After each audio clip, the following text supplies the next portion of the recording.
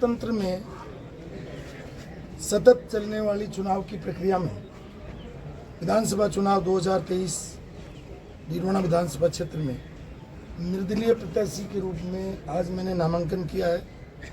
जिस तरीके का स्नेह और प्यार और आशीर्वाद स्थानीय मतदाताओं का और विशेष रूप से कहूँगा बच्चे से लेकर बुजुर्ग तक डीडवाना क्षेत्र के लोगों का आज मुझे मिला है, ऐसा प्यार, ऐसा आशीर्वाद, ऐसा स्नेह, ऐसी लगन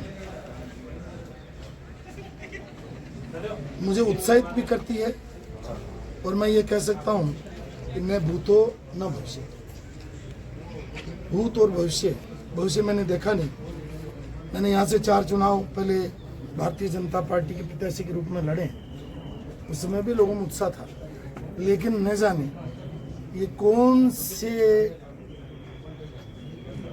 पुण्य का ये आज उत्तर है कि जनता, मैं कह रहा हूँ 8 किलोमीटर, जब मैं एक ऑटो के अंदर, मैं एक ऑटो में बैठ करके आया हूँ, उस ऑटो के बराबर हजारों लोग दौड़ करके आए हैं। तो यही मेरे लिए आज सब कुछ है।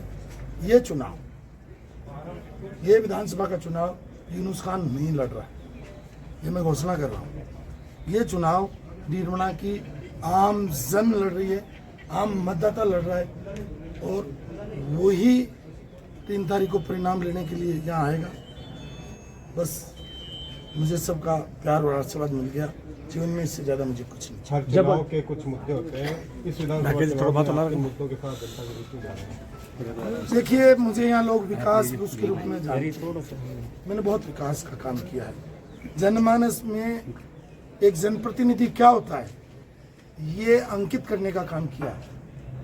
और अब ये जो चुनाव है, इसमें सबसे पहला मुद्दा डीडवाना का मान, सम्मान और स्वाभिमान है। क्योंकि जिस तरीके से जनता के मन में पिछले 5 वर्ष का जो आक्रोश है, जो गुस्सा है, उनके मन में जो भय है, उसको मिटाने की जिम्मेदारी मेरी है।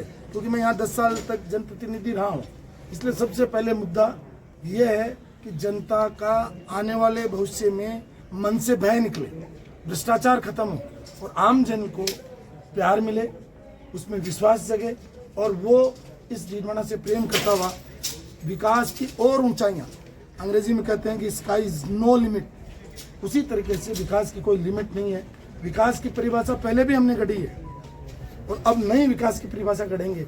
यह है कि आप बार बार कह रहे हो, मुझे पिछले 3-4 बार से इंटरव्यू में कह रहे हो टिकट कट गई।